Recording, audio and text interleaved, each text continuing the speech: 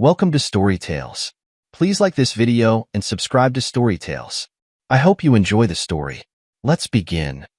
John Holt wiped sawdust from his hands and checked the clock above his woodshop classroom. 3:15.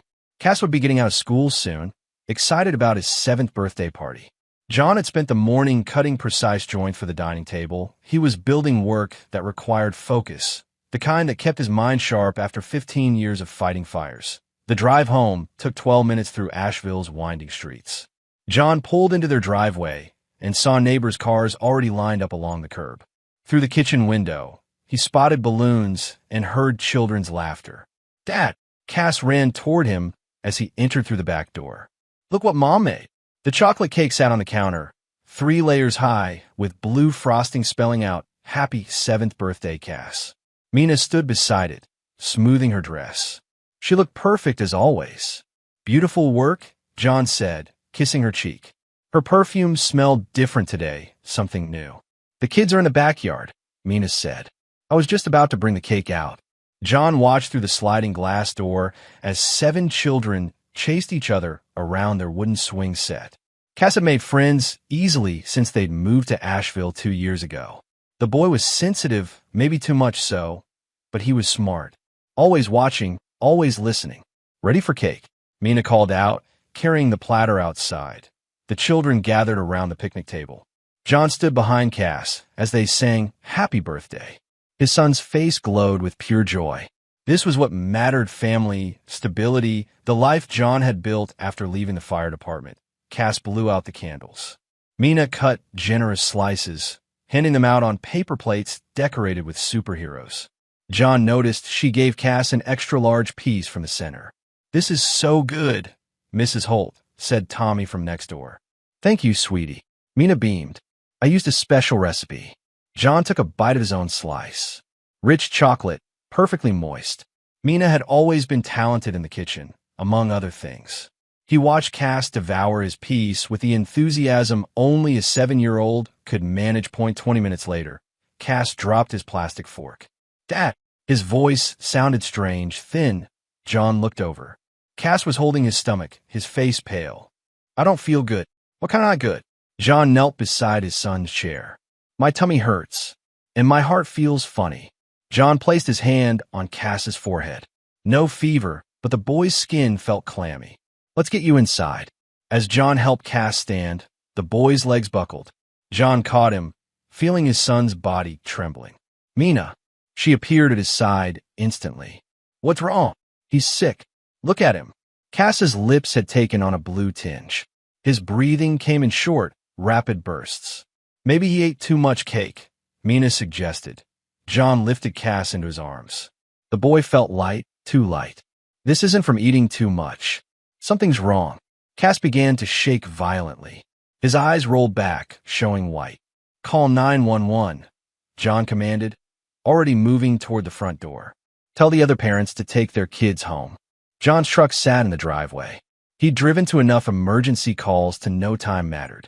The hospital was 8 minutes away if he pushed it. Cass convulsed in the passenger seat, his small body rigid against the seatbelt. John pressed the accelerator harder, his knuckles white on the steering wheel. In his rearview mirror, he saw Mina's car following, but she was driving slowly, like she had all the time in the world. The emergency room doors slid open as John carried his son inside. "I need help. My boy collapsed at his birthday party." A nurse rushed over with a wheelchair. "What are his symptoms?" "Convulsions, trouble breathing, his lips turned blue." They wheeled Cass into a treatment room. John paced the hallway as medical staff worked. Through the window, he watched them attach monitors, star 4 check vitals. The steady beep of machines filled the air. Dr. Patel emerged 30 minutes later, her expression serious. "Mr. Holt? I'm Dr. Patel. Your son is stable now, but I need to ask you some questions." "What happened to him?" "His heart rate was dangerously irregular when he arrived. We've also noted some discoloration and the convulsions you described." "These symptoms," she paused, "they're not consistent with a simple stomach ache or food allergy." John's chest tightened. "What are you saying? Are you saying you really don't know what this is?" Dr. Patel's dark eyes studied his face. because these symptoms suggest exposure to a specific type of toxin. Toxin. John's voice cracked. What kind of toxin? We've drawn blood for a full toxicology panel. We should have results within a few hours. The automatic doors whooshed open. Mina walked in, her makeup still perfect, not a hair out of place. She moved with unhurried steps, checking her phone as she approached. How is he? She asked. Where were you? John's voice was sharper than he intended. I had to clean up the party mess and make sure all the children got home safely. Mina touched his arm. You know how parents worry. Dr. Patel looked between them. Mrs. Holt, I need to ask about your son's activities today. What did he eat? Was he playing in any unusual areas? Just normal birthday party food. Cake, juice, some chips. What about your yard? Any plants or chemicals he might have gotten into? Mina shook her head. I keep a very clean garden. Everything is safe. John watched his wife's face as she spoke. Something in her tone bothered him, but he couldn't place what. We'll know more when the blood work comes back, Dr. Patel said. For now, he needs to stay overnight for observation. John spent the night in the hospital chair beside Cass's bed. His son slept fitfully, occasionally crying out in his dreams. Mina had gone home around midnight, claiming she needed rest to take care of things in the morning. Rowan Fitch arrived at dawn with coffee and donuts from the shop downtown. Heard what happened, Rowan said, settling into the visitor's chair. How's the little man? Stable. They're running tests. Rowan had been John's best friend since they'd moved to Asheville. As a paramedic, he understood the medical side of emergencies better than most. They'd met when John started teaching at the high school, and Rowan's daughter was in his woodshop class. What kind of tests? Toxicology. Doctor thinks he was exposed to something. Rowan's expression grew serious. At a birthday party? That's what I can't figure out. Dr. Patel knocked on the doorframe. Mr. Holt? Could I speak with you privately? John followed her into the hallway. Rowan came too, introducing himself as the family's close friend and explaining his medical background. The blood work came back, Dr. Patel said. Your son has digoxin toxicity in his system. Digoxin. Rowan frowned. That's a heart medication. Exactly. But more importantly, it's the active compound found in foxglove plants. Digitalis purpurea. John felt the world tilt. Foxglove. It's extremely toxic, especially to children. The concentration in your son's blood was significant enough to cause the cardiac irregularities and neurological symptoms. How would he get exposed to that? John asked the doctor. Patel's expression was grave. This compound doesn't appear in cake by accident. This was prepared. The words hit John like a physical blow. Prepared. Someone had deliberately put foxglove into his son's birthday cake. You're saying someone poisoned my boy? I'm saying the toxin didn't get there naturally. We're required to report this to the authorities. John's mind raced. Who would want to hurt Cass? Who had access to the cake? Rowan pulled him aside. John, I know this is hard to hear, but you need to think about who was around that cake before the party. John already knew the answer. Mina had been alone in the kitchen all morning. She'd made the cake herself, cut it herself, served it herself. But why? What possible reason could she have? I need to see my son, John said. Back in the room, Cass was awake, picking at the hospital breakfast. Dad, when can I go home? Soon, buddy. How are you feeling? Better. But I had scary dreams. John sat on the edge of the bed. What kind of dreams? Cass looked toward the door, then whispered, about the man in our garage. John's blood chilled. What man? The one Mom talks to sometimes. When you're at work. The pieces began falling into place, but John kept his voice calm. What does this man look like? Tall. He has dark hair and muscles like you. But his eyes are mean. Has Mom told you not to talk about this man? Cass nodded solemnly. She said it's a secret, but secrets make my tummy hurt now. That evening, after Mina had gone home again, John sat alone with Cass. The boy was coloring in a book Rowan had brought, his small tongue poking out in concentration. Cass, can you tell me more about Mom's friend? Cass set down his crayon. You won't be mad. I won't be mad at you. Ever. Mommy said I shouldn't tell you about the man she kisses in the garage. The words landed like hammer blows. John forced himself to breathe normally, to keep his expression neutral. Cass was watching him carefully, looking for signs of anger or disappointment. When does this happen? After school sometimes, when you're still at work. She tells me to go to my room and watch TV. But you can see the garage from your window. Cass nodded. I don't mean to spy, but sometimes I hear them talking loud. What do they talk about? I don't know all the words. But last week, the man said something about me being a problem, and Mom said she would handle it. John's hands clenched into fists under the blanket. Handle it. A week ago. And then yesterday, Cass had been poisoned. Has Mom said anything else about keeping secrets? She told me that some secrets are good secrets, like surprise parties. But some secrets are grown-up secrets that kids don't need to worry about. What kind of grown-up secret is this? Cass's voice dropped to a whisper. She said if I told you about her friend, it would make you very sad. And maybe you would go away like Tommy's dad did. John reached over and took his son's small hand. Listen to me, Cass. I will never leave you. Never. And you did the right thing by telling me. I was scared to tell because of what happened at my party. What do you mean? Mom said if I was a good boy and didn't talk about her friend, my party would be perfect. But then I got sick anyway. The timeline crystallized in John's mind. Cass had witnessed Mina's affair. She tried to keep him quiet with promises and threats. When that didn't work, she'd escalated to something far more sinister. His wife had poisoned their son to protect her secret.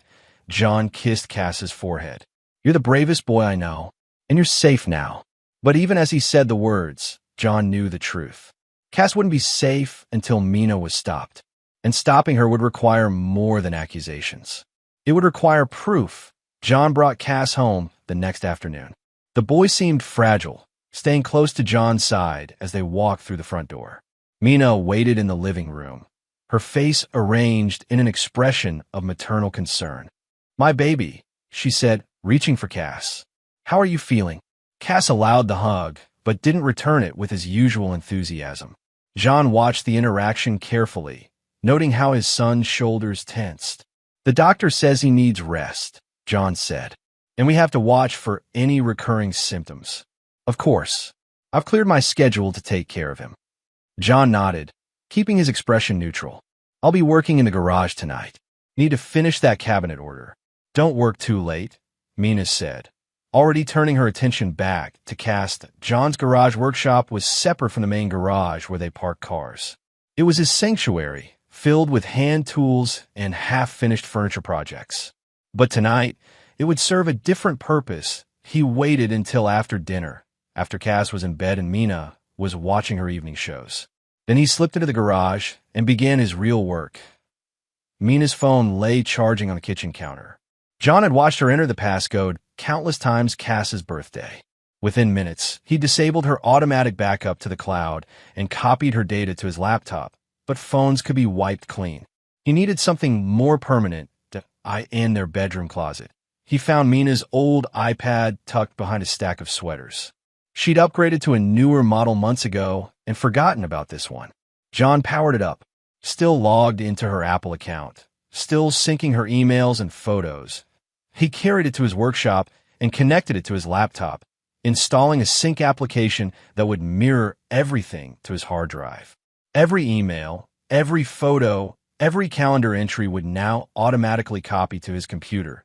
Then he returned the iPad to the closet and went back to sanding cabinet doors until midnight. The next morning, John made coffee and scrambled eggs while Mina showered. When she came downstairs, he was reading the local paper. How did you sleep? She asked, pouring coffee into her favorite mug. Fine. You? I kept checking on Cass. I'm still so worried about what happened. John looked up from the sports section. Doctors said the toxicology showed something called digoxin from a plant called foxglove. Mina's hand stilled on the coffee pot. Just for a second, but John caught it. Foxglove? I've never heard of that. Apparently, it's pretty common in gardens around here. Grows wild sometimes. How strange. Mina sat across from him. I wonder where he could have been exposed to it. John folded the paper. That's what I keep thinking about. Over the next 3 days, John maintained his normal routine. He went to work, came home, helped Cass with homework, ate dinner with his family. But every night, after everyone was asleep, he reviewed the data streaming to his laptop. The emails painted a clear picture. Mina had been corresponding with someone named Ellis Brantley for 4 months. The messages started professionally. Ellis ran a tactical training facility outside town and had contacted her about catering an event. But the tone shifted quickly to flirtation, then to explicit exchanges. The photos were worse. Mina and Ellis in their bedroom, in the kitchen, in the garage. Pictures taken while John was at work and Cass was at school. The timestamps showed the affair had intensified in recent weeks, but it was the calendar entries that made John's stomach turn. Every Tuesday and Thursday, Mina had blocked out time marked personal appointment. Those were the days she told John she was running errands or meeting friends. The most recent entry, dated the day before Cass's party, simply read, "Handle the C situation." John found Rowan at the fire station during his lunch break. His friend was restocking the paramedic unit, checking supplies with methodical precision. "Got a minute?"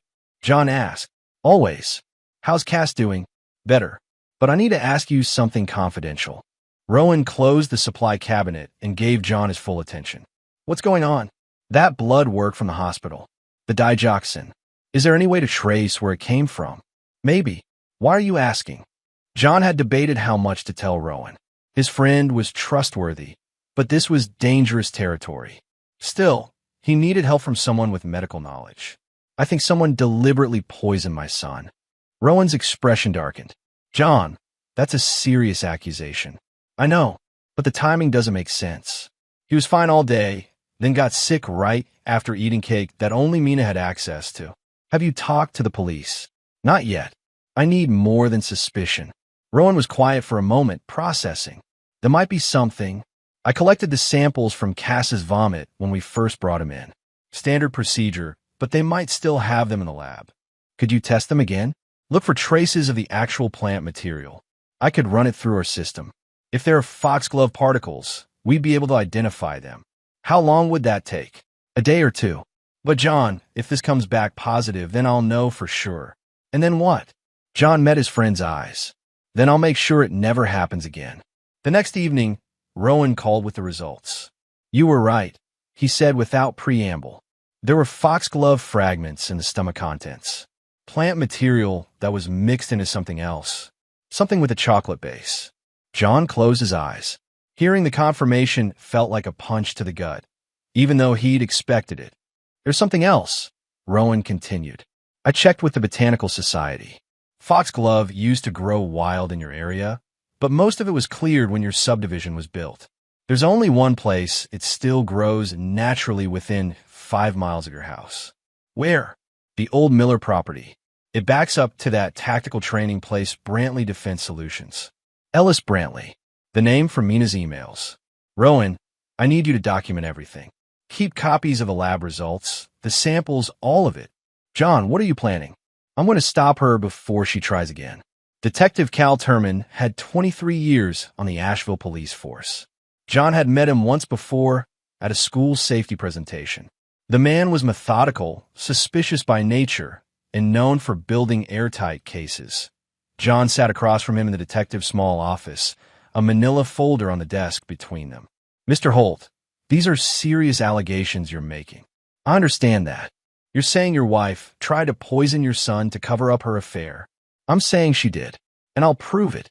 John opened the folder and spread out printed emails, photos, and lab reports. He walked Turman through the timeline methodically. Like building a piece of furniture, each joint had to be perfect. The toxicology shows digoxin poisoning. The lab results confirm foxglove plant material in his stomach. My wife had exclusive access to the cake, and she's been having an affair with a man whose property has foxglove growing on it. Turman examined the documents carefully. "How did you obtain these emails and photos?" "They were syncing to an old device in our home that she'd forgotten about." "Legally obtained, then?" "Yes." "And the child? Would he be willing to testify about witnessing the affair?" "If necessary. But I prefer to keep him out of it if possible." Turman leaned back in his chair. "The problem is motive. Why would she risk poisoning her own child just to hide an affair? Divorce is messy, but it's not criminal." John had wondered the same thing. But then he'd remembered something from their marriage counseling years ago, back when they'd hit a rough patch after moving to Asheville. "Detective, there's something else. Mina has a history of..." extreme reactions when she feels cornered. 3 years ago, she lied to my employer about me hitting her when I threatened to leave her for not working. She fabricated bruises with makeup and everything. Was there a police report? No. My principal called me in for a meeting, and I was able to prove I was in Charlotte that weekend for a conference. But it showed me what she was capable of when desperate. Terman made notes on a legal pad. Still, poisoning a child, she's desperate again. This time the stakes are higher. If I found out about the affair and filed for divorce, she'd lose custody because of her behavior. Cass is the only witness to what she's been doing. So you think she was trying to kill him? I don't know. Maybe just make him sick enough to damage his credibility. Or scare him into staying quiet. Terman studied the photos again. We need more. This is circumstantial. A good defense attorney would tear it apart. What kind of more? Direct evidence. A recording of her admitting it. Something that proves intent. John nodded. He'd suspected this would be the answer. Can you get that? Terman asked. I can try. Mr. Holt, I need to be clear about something. If you're going to attempt to record your wife, you need to be very careful about how you do it. North Carolina is a one-party consent state, which means you can record conversations you're part of. But you cannot place hidden recording devices to capture conversations between other people. I understand. And if you're wrong about this, I'm not wrong. Terman gathered the papers and returned them to the folder. I'm going to start a preliminary investigation. Quietly. But I need you to be careful. If your wife is capable of poisoning a child, she's capable of escalating if she feels threatened. John stopped at Radio Shack on his way home from school. The digital voice recorder was small enough to fit inside Cass's teddy bear, and it would capture 8 hours of audio on a single battery charge. That evening, while Mina cooked dinner, John took the bear to his workshop. With a craft knife, he opened a small seam in the back and inserted the device, then stitched it closed with thread that matched the brown fur. Cass, he called. Come here for a minute. His son appeared in the doorway, still moving carefully as he recovered from the poisoning. I fixed Mr. Bear's arm where it was coming loose, John said, handing over the stuffed animal. But I need you to do something for me. What? Keep Mr. Bear with you all the time, especially when Mom comes to talk to you at bedtime. Cass hugged the bear tighter. Why? John knelt to meet his son's eyes. Because I want to make sure you're safe. And Mr. Bear is going to help me do that. Is Mom going to get in trouble? The question broke John's heart. A 7-year-old shouldn't have to worry about his mother being dangerous. I don't know, buddy. But whatever happens, you'll be safe. I promise. That night, John listened from the hallway as Mina tucked Cass into bed. Their conversation seemed normal. She read him a story, kissed his forehead, told him she loved him. But the next night was different. John retrieved the bear the following morning while Cass was at school and Mina was at the grocery store. He transferred the audio file to his computer and put on headphones. The recording was clear. After the normal bedtime routine, there was silence for 20 minutes. Then Mina's voice, softer than usual. Cass? Are you awake? Yeah, Mom. I need to talk to you about something important. About keeping secrets. I know about secrets. Good. Because we have a very special secret, don't we? About Mommy's friend who comes to visit. Dad asked me about him. John's breath caught. He turned up the volume. What did you tell Daddy? Nothing.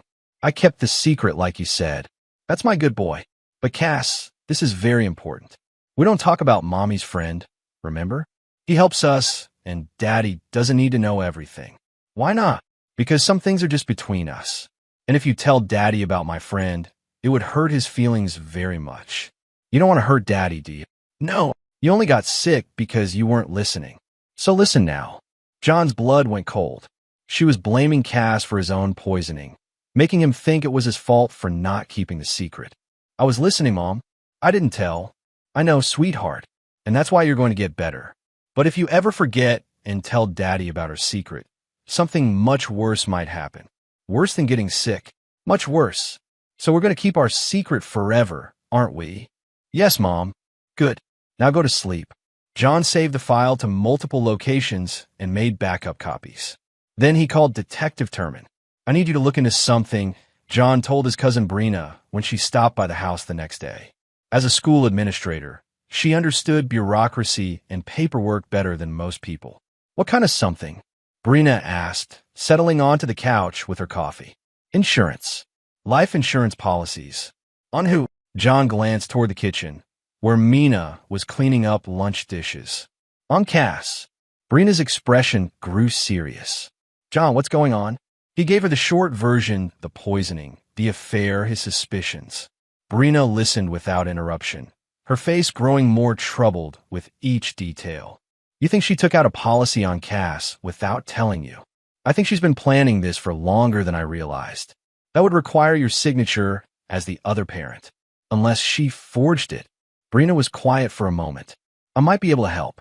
I have contacts at some of the major insurance companies through the school district's employee benefits program. Can you check without raising flags? I'll be discreet. 2 days later, Brina called with an answer. You were right, she said. Mutual of Carolina issued a term life policy on Cass 3 weeks before his birthday. $500,000. John's hand tightened on the phone. Who's the beneficiary? Mina. And John, the signature on the application isn't yours. How can you tell? I compared it to your signature on Cass's school forms. It's close, but not exact. The capital letters are wrong. Can you give me copies? Already done. I'm bringing them over tonight. When Brina arrived that evening, she handed John a manila envelope. Inside were photocopies of the insurance application, complete with forged signatures and medical information. There's something else, Brina said. The application lists Cass as having no pre-existing medical conditions, but it was filed the same day Mina took him to the pediatrician for what she called routine blood work. She was establishing a baseline, making sure he was healthy before she poisoned him. John studied the forged signature. It was good enough to fool a busy insurance clerk, but not good enough to stand up to scrutiny. Brina, I need you to keep copies of everything. Store them somewhere safe, away from your house. You really think I think she's already tried to kill my son once. And with this much money at stake, I don't think she's done. The next morning, John took the insurance documents to Detective Turman. The detective examined them carefully, comparing the signatures with John's real signature from his driver's license. This is fraud, Turman said. Federal fraud, since it crosses state lines. Is it enough to arrest her? Combined with everything else? It's building a case. But I want to see what happens with that recording you mentioned. I'm working on it. How? John had been thinking about this for days. Mina was careful around him now, suspicious of his questions. But she was also getting desperate. He could see it in the way she watched him, the way she jumped when the phone rang. I'm going to give her an opportunity to panic.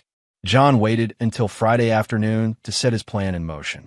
Cass was at school, Mina was at her yoga class, and he had 2 hours to prepare. He loaded camping gear in his truck tent, sleeping bags, Coleman stove, everything needed for a father-son weekend in the mountains. Then he drove to Rowan's house and left the gear in his friend's garage. When Mina came home, John was sitting at the kitchen table with maps spread out. What's all this? She asked. Planning a camping trip. Cass and I are going to head up to the Blue Ridge tomorrow morning. He needs some fresh air after being cooped up since the hospital. Mina's face went pale. Camping? Is that safe? He just got out of the hospital. Doctor cleared him for normal activities. Besides, it'll be good for both of us to get away for a few days. A few days. 3 or 4. There's a great campground near Grandfather Mountain. We'll do some hiking, maybe try fishing. John watched his wife process this information. Taking Cass away meant taking him away from her influence. It meant putting distance between her and the only witness to her crimes.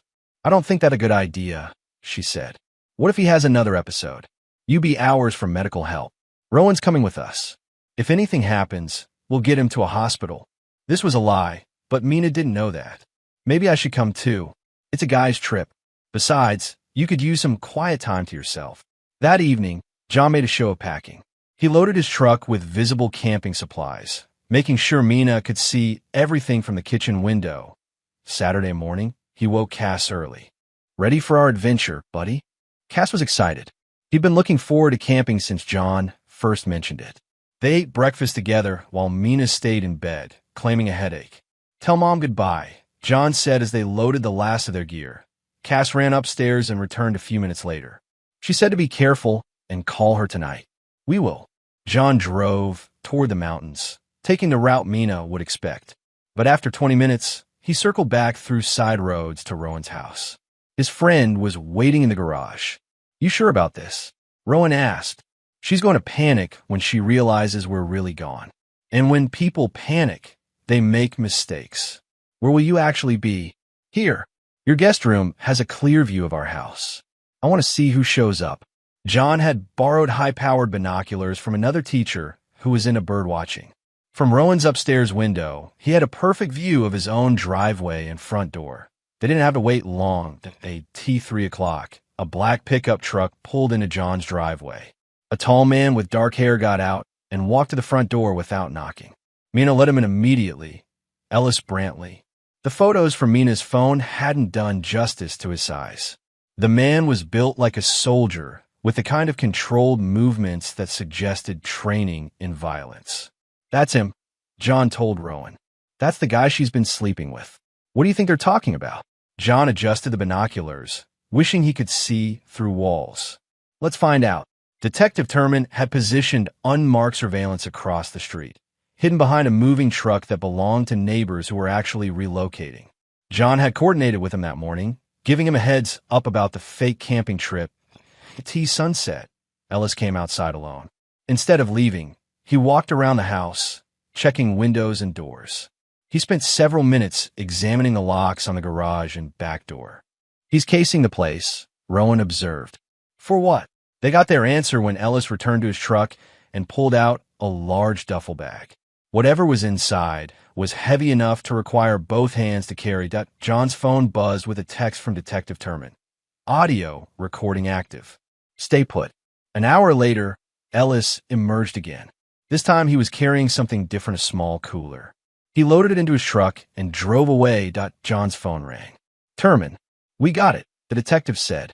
Clear audio of them discussing plans to kill you and make it look like a camping accident. She's also on tape admitting to poisoning your son. John's knees went weak. Even though he'd suspected, hearing the confirmation felt surreal. What did they say exactly? They were planning to follow you to the campground tonight. Make it look like you fell off a cliff while hiking. With you gone and Cash traumatized, she'd get full custody and the insurance money from his eventual death. And Cass.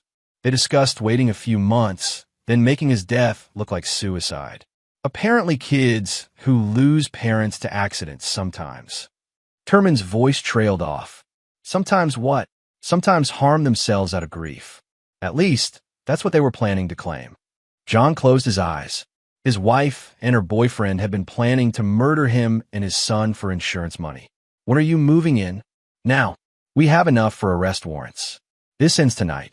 John returned home at midnight, making enough noise with his truck to alert the neighbors. He wanted witnesses to the fact that he'd come back safely from his camping trip. The house was dark except for a light in the bedroom. John parked in the driveway and walked to the front door, knowing that Detective Turman's team was positioned around the property. He opened the door with his key and called out, Mina, we're back early. Cass forgot his inhaler. Silence. Then footsteps upstairs.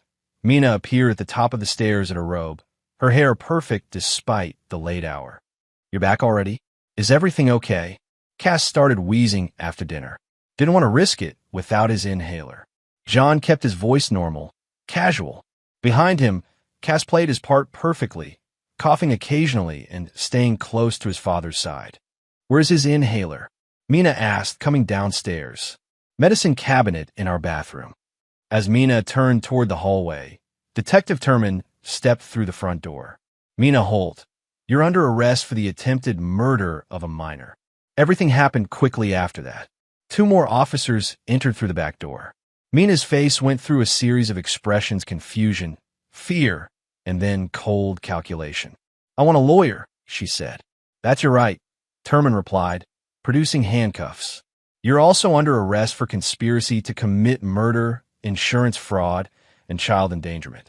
As they led Mina to the police car, she looked back at John. Her expression held no remorse, only fury at being caught. This isn't over, she said. John put his arm around Cass, who was watching his mother being arrested with wide, frightened eyes. Yes, it is John replied. 30 minutes later, another police car arrived. Ellis Brantley was in the back seat, his hands cuffed behind him. He stared straight ahead as they drove past, refusing to look at the house. Detective Turman returned to brief John on what happened next.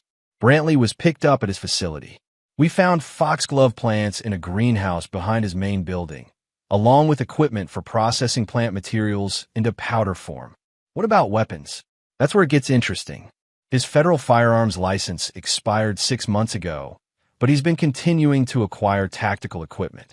That's federal charges on top of the conspiracy. How long before trial? Could be a year or more, but they'll both be held without bail. The evidence is overwhelming. John nodded. A year felt like forever, but at least Cass would be safe. Mr. Holt, you should know that child services will need to interview Cass. Standard procedure in cases involving harm to minors. Will he have to testify? Probably not. The recordings and physical evidence are strong enough without putting him through that trauma. After the police left, John sat with Cass in the living room. The boy was exhausted, but too wound up to sleep. Is Mom coming back? Cass asked. John chose his words carefully. Not for a long time. Maybe never. Because she tried to hurt me, yes. Cass was quiet for several minutes, processing. I knew something was wrong. When I got sick at my party, I could tell she wasn't really worried. How could you tell? She didn't cry. When I fell off my bike last year and broke my arm, she cried. But when I was really sick, she just looked mad. John pulled his son closer. I'm sorry you had to go through that. Are you sad about Mom? John thought about the question. Was he sad? Or just relieved that the nightmare was over? I'm sad that she made choices that hurt our family. But I'm not sad that you're safe now. Me too. The trial began 11 months later. John had used the time to establish a new routine with Cass, who was seeing a child psychologist and doing much better. The boy still slept with his repaired teddy bear, but the nightmares had mostly stopped. Brina had helped John navigate the legal system.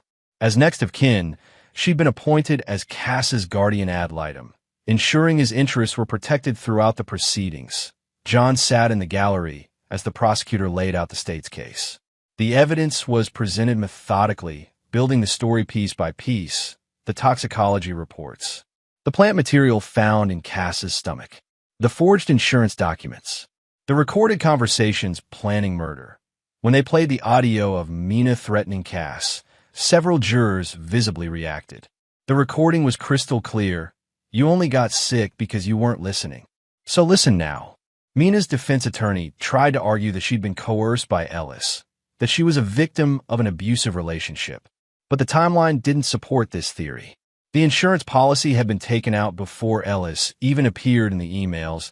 Ellis's attorney took a different approach, claiming his client had been manipulated by a desperate woman.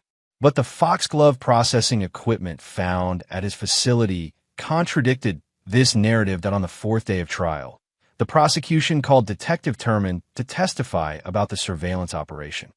The defendants discussed following the victim's father to a campground and pushing him off a cliff. Turman testified.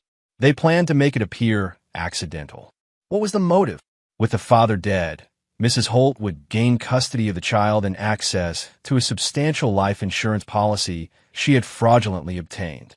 And what were their plans for the child? After a suitable period of mourning, they planned to kill him as well, making it appear as though he had taken his own life due to grief over losing his father. The courtroom was silent as Turman described the recorded conversation in detail. John never took the stand. The prosecutor had decided his testimony wasn't necessary, given the strength of the physical and audio evidence. Cass never had to testify either. His recorded statements to the child psychologist were admitted as evidence, but he was spared the trauma of facing his mother in court. The jury deliberated for 6 hours, guilty on all counts for both defendants. Sentencing. Mina's attorney pleaded for leniency. Your Honor, my client is a mother who made terrible decisions under extreme emotional stress. She's already lost her family and her freedom.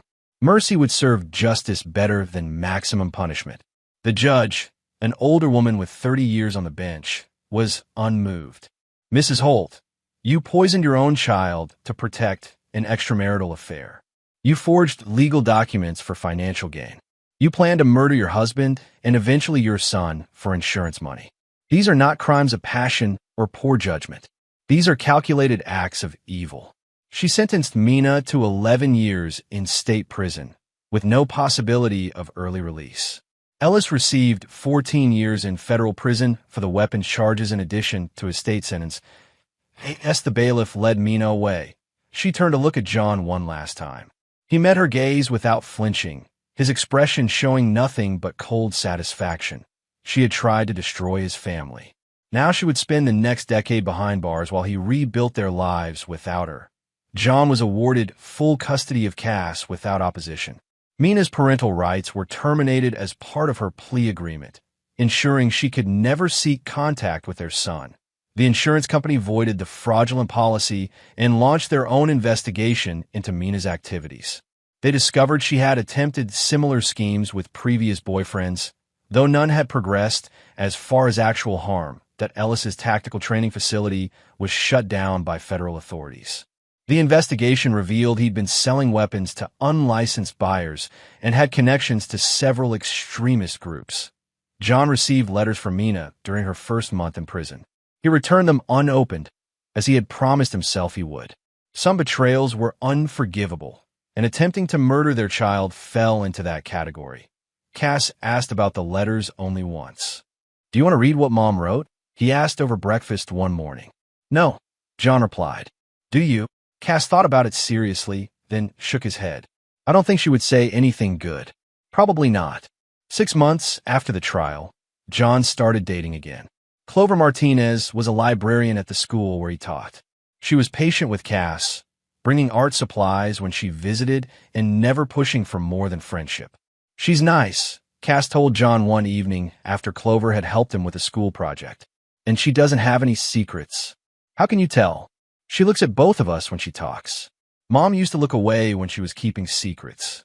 John realized his son had learned to read people in ways most children never had to.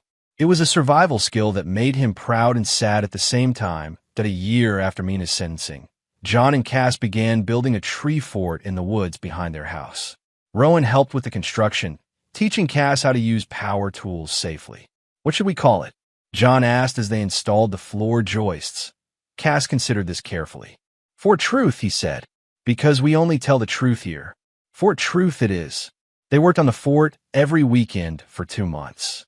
John taught Cass about measuring twice and cutting once, about the importance of strong foundations, about how good work required patience and attention to detail. Clover visited often, bringing sandwiches and juice boxes. She and John would sit on the ground and watch Cass test the rope ladder or adjust the pulley system for hauling supplies. "He's resilient," she observed one afternoon as Cass directed Rowan in hanging a tire swing. "He had to be. That's not fair, though. 7-year-olds shouldn't need to be resilient." John agreed, but he was proud of his son's strength. Cass had survived something that would have broken many adults, and he was thriving. But on the day they finished the fort, Cass insisted on installing a lock on the door. "Why do we need a lock?" John asked. "So no one bad can ever get in," Cass explained, testing the mechanism. "This is our safe place." John watched his son secure their sanctuary and felt something settle in his chest that had been wound tight for over a year. "Exactly how it should be," he said. They climbed up into Fort Truth together and looked out through the windows Cass had helped cut. The view stretched across their property and into the mountains beyond, where morning mist clung to the peaks. "Dad," Cass said, "are we going to be okay now?"